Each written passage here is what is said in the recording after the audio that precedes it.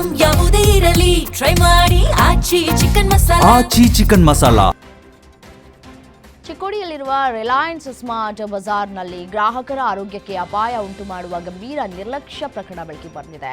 Smart ಬಜಾರ್ನಲ್ಲಿ fungus ಹಿಡಿದ dates ಸೇರಿದಂತೆ ಕೊಳೆತ ಆಹಾರ ಪದಾರ್ಥಗಳನ್ನು ಮಾರಾಟಕ್ಕೆ ಇಟ್ಟಿರುವುದು ಪತ್ತೆಯಾಗಿದ್ದು ಗ್ರಾಹಕರಲ್ಲಿ ತೀವ್ರ ಆಕ್ರೋಶಕ್ಕೆ ಕಾರಣವಾಗಿದೆ. ಎಫ್ಎಸ್ಎಸ್ಎಐ ಇಲಾಖೆ ಸ್ಮಾರ್ಟ್ ಬಜಾರ್ ವಿರುದ್ಧ ಕಠಿಣ ಕ್ರಮವನ್ನು ಕೈಗೊಳ್ಳಬೇಕು ಅಂತ ಗ್ರಾಹಕರು ಒತ್ತಾಯಿಸಿದ್ದಾರೆ.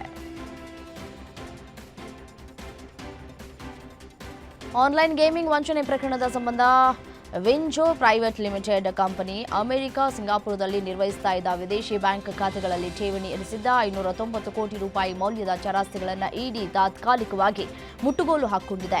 ಈ ಹಣವನ್ನು ಸಿಂಗಾಪುರದ ವಿಂಜೋ ಎಸ್ಜಿ ಪ್ರೈವೇಟ್ ಲಿಮಿಟೆಡ್ ಹೆಸರಿನ ಬ್ಯಾಂಕ್ ಖಾತೆಗಳಲ್ಲಿ ಠೇವಣಿ ಇರಿಸಿತ್ತು. ಪ್ರಕರಣದಲ್ಲಿ ಈವರೆಗೆ ಇಡಿ ಒಟ್ಟು ಸುಮಾರು 1.194 ಕೋಟಿ ಮೌಲ್ಯದ ಚರಾಸ್ತಿಗಳನ್ನು ಜಪ್ತಿ ಮಾಡಲಾಗಿದೆ.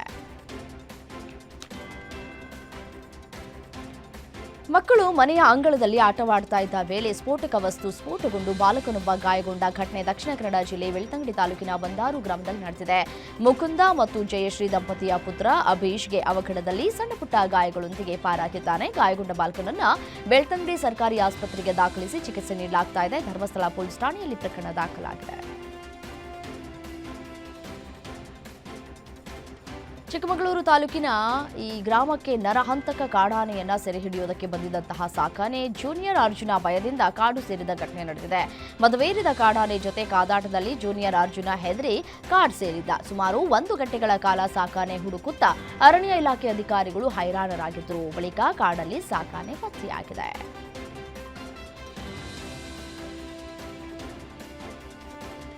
ಆಧುನಿಕ ಎಐ ಯುಗದಲ್ಲಿ ಜಾತಿ ತಾರತಮ್ಯ ನಿಲ್ಲುವ ಲಕ್ಷಣಗಳೇ ಕಾಣ್ತಾ ಇಲ್ಲ. ಚಿಕ್ಕಮಗಳೂರು ತಾಲೂಕಿನ ಹೊಸಕೋಟೆ ಗ್ರಾಮದಲ್ಲಿ ಊರಿನ ದೇವಾಲಯಕ್ಕೆ ಪರಿಶಿಷ್ಟ ಜಾತಿ ಪ್ರವೇಶಕ್ಕೆ ನಿರಾಕರಿಸುವ ಘಟನೆ ನಡೆದಿದೆ.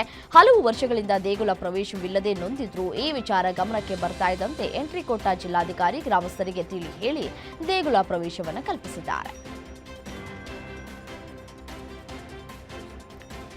ರಾಜ್ಯದ ಮುಜರಾಯಿ ವ್ಯಾಪ್ತಿಯಲ್ಲಿರುವ ದೇವಾಲಯಗಳಲ್ಲಿ ಇನ್ನು ಮುಂದೆ ಯಾವುದೇ ರೀತಿಯ ಚಿತ್ರೀಕರಣಕ್ಕೆ ಕಡ್ಡಾಯವಾಗಿ ಶುಲ್ಕ ಪಾವತಿಸಬೇಕಾಗುತ್ತದೆ. ಸಿನಿಮಾ, ಧಾರಾವಾಹಿ, ಸಾಕ್ಷ್ಯಚಿತ್ರಗಳ ನಿರ್ಮಾಣ, ಸುದ್ದಿವಾಹಿನಿಗಳ ವಿಶೇಷ ವರದಿ ಸೇರಿದಂತೆ ವೃತ್ತಿಪರ ಉದ್ದೇಶಗಳಿಗಾಗಿ ದೇವಸ್ಥಾನ ಆವರಣದಲ್ಲಿ ಶೂಟಿಂಗ್ ಅಥವಾ ರೆಕಾರ್ಡಿಂಗ್ ನಡೆಸಬೇಕಾದರೆ ಮುಂಚಿತ ಅನುಮತಿಯನ್ನು ಪಡೆಯುವ ಜೊತೆಗೆ ನಿಗದಿತ ಶುಲ್ಕವನ್ನು ಪಾವತಿಸಬೇಕು ಅಂತ ಮುಜರಾಯಿ ಇಲಾಖೆ ಸ್ಪಷ್ಟ ಸೂಚನೆಯನ್ನು ಹೊರಡಿಸಿದೆ.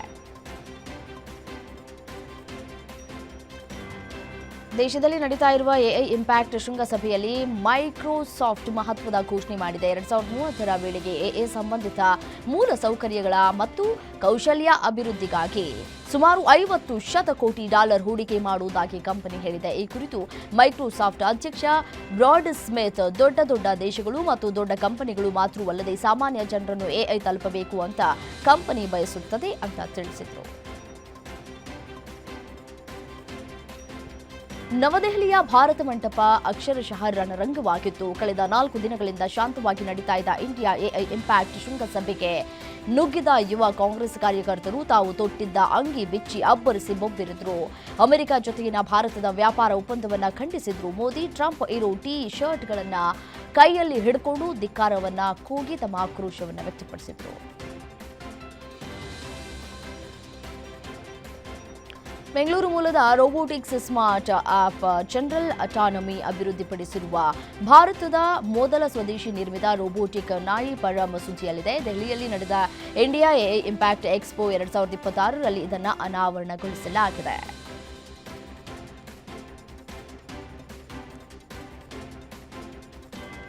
ನವದೆಹಲಿ ಭಾರತ ಮಂಟಪದಲ್ಲಿ ನಡೆದ ಇಂಡಿಯಾ ಎಐ ಇಂಪ್ಯಾಕ್ಟ್ ಶೃಂಗಸಭೆ 2026ರಲ್ಲಿ ಭಾರತದ ಮೊದಲ ಎಐ ಚಾಲಿತ ಏರ್ ಟ್ಯಾಕ್ಸಿ ಮಾದರಿಯನ್ನು ಪ್ರದರ್ಶಿಸಲಾಯಿತು. ಈ ಯೋಜನೆಯನ್ನು ಐಐಟಿ ಮದ್ರಾಸ್ ಸಹಯೋಗದೊಂದಿಗೆ ಡಿಇ ಪ್ಲೇನ್ ಕಂಪನಿ ಅಭಿವೃದ್ಧಿಪಡಿಸಿದೆ. ಇದು electric vertical take off and landing ತಂತ್ರಜ್ಞಾನ ಆಧಾರಿತ ವಿಮಾನವಾಗಿದ್ದು ನಗರಗಳಲ್ಲಿ ಸಂಚಾರದ ಸಮಯವನ್ನು ಗಣನೀಯವಾಗಿ ಕಡಿಮೆ ಮಾಡುವುದಕ್ಕೆ ರೂಪಿಸಲಾಗಿದೆ.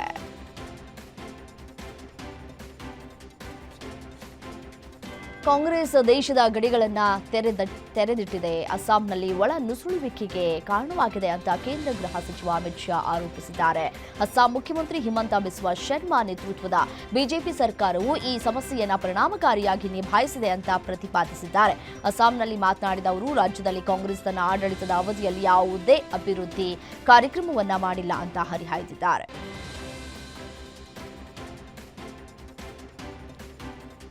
ದೆಹಲಿಯಲ್ಲಿ ನಡೀತಾ ಇರುವ ಎಎ ಶೃಂಗಸಭೆಯನ್ನ ಕಾಂಗ್ರೆಸ್ ಸಂಸದ ಶಶಿ ತರೂರ್ ಶ್ಲಾಘಿಸಿದ್ದಾರೆ. ಕಾಂಗ್ರೆಸ್ ನಾಯಕ ರಾಹುಲ್ ಗಾಂಧಿ ಅವರು ಒಂದು ದಿನದ ಹಿಂದೆಯಷ್ಟೇ ಎಎ ಶೃಂಗಸಭೆಯ ಕುರಿತು ಮಾತನಾಡಿ ಅಸ್ತವ್ಯಸ್ತವಾದ ಪಿಆರ್ ಪ್ರದರ್ಶನ ಎಂದಿದ್ರು. ಇದರ ಬೆನ್ನಲ್ಲೇ ಶಶಿ ತರೂರ್ ಈ ಹೇಳಿಕೆಯನ್ನು ಕೊಟ್ಟಿದ್ದಾರೆ. ಮಾಧ್ಯಮದವರೊಂದಿಗೆ ಮಾತನಾಡಿದ ಅವರು, ಎಎ ಇಂಪ್ಯಾಕ್ಟ್ ಶೃಂಗಸಭೆಯ ಮೊದಲ 2 ದಿನಗಳು ಅತ್ಯಂತ ಚೆನ್ನಾಗಿ ಕಳೆದಿವೆ. ಕೆಲವು ದೋಷಗಳು ಯಾವುದೇ ದೊಡ್ಡ ಕಾರ್ಯಕ್ರಮಗಳಲ್ಲಿ ಸಂಭವಿಸಬಹುದು ಅಂತ ತಿಳಿಸಿದ್ರು.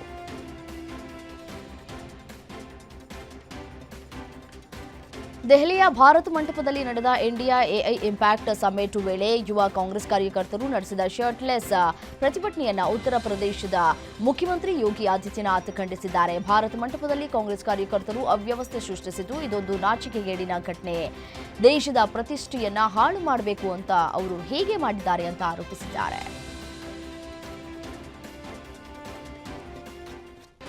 ಆರ್ಎಸ್ಎಸ್ ಮುಖ್ಯಸ್ಥ ಮೋಹನ್ ಭಾಗವತ್ ಪ್ರಯಾಣಿಸ್ತಾ ಇದ್ದಂತಹ ವಂದೇ ಭಾರತ್ ರೈಲಿನ ಮೇಲೆ ಕಲ್ಲು ತೂರಾಟ ನಡೆದಿದೆ. ದೆಹಲಿ ಲಕ್ನೋ ಮಾರ್ಗದಲ್ಲಿ ಸಂಚರಿಸ್ತಾ ಇದ್ದ ವಂದೇ ಭಾರತ್ ಎಕ್ಸ್ಪ್ರೆಸ್ ರೈಲಿನ ಕಿಟಕಿಯ ಗಾಜು ಕಲ್ಲು ತೂರಾಟದಿಂದ ಪುಡಿಪುಡಿಯಾಗಿದೆ. ಮೀರತ್ ಸಮೀಪ ಈ ಕೃತ್ಯ ನಡೆದಿದೆ. ಸ್ಥಳಕ್ಕೆ ರೈಲ್ವೆ ಪೊಲೀಸ್ ಧಾವಿಸಿ ಪರಿಶೀಲನೆಯನ್ನು ನಡೆಸಿದ್ದಾರೆ.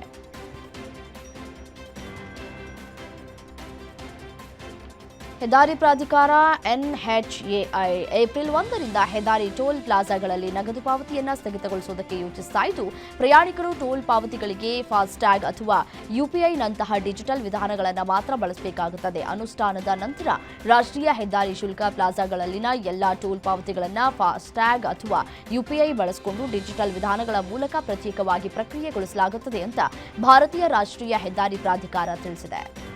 ನಿಮ್ಮೂರಿನಿಂದ ವಿಶ್ವ ಮಟ್ಟದವರೆಗೆ ರಾಜಕೀಯ, ಸಿನಿಮಾ, ಸ್ಪೋರ್ಟ್ಸ್ ಯಾವ ಸುದ್ದಿಯೂ ಮಿಸ್ ಆಗಲ್ಲ. ಬರೀ ಸುದ್ದಿಯಷ್ಟೇ ಅಲ್ಲ, ಜೊತೆಯಲ್ಲೇ ಇರುತ್ತೆ ವಿಶ್ಲೇಷಣೆ. ಗ್ಯಾರಂಟಿ ನ್ಯೂಸ್ನ ಸಬ್ಸ್ಕ್ರೈಬ್ ಮಾಡಿ, ಫಾಲೋ ಮಾಡಿ, ಕ್ಷಣ ಕ್ಷಣದ ಅಪ್ಡೇಟ್ಸ್ ಪಡೆಯಿರಿ.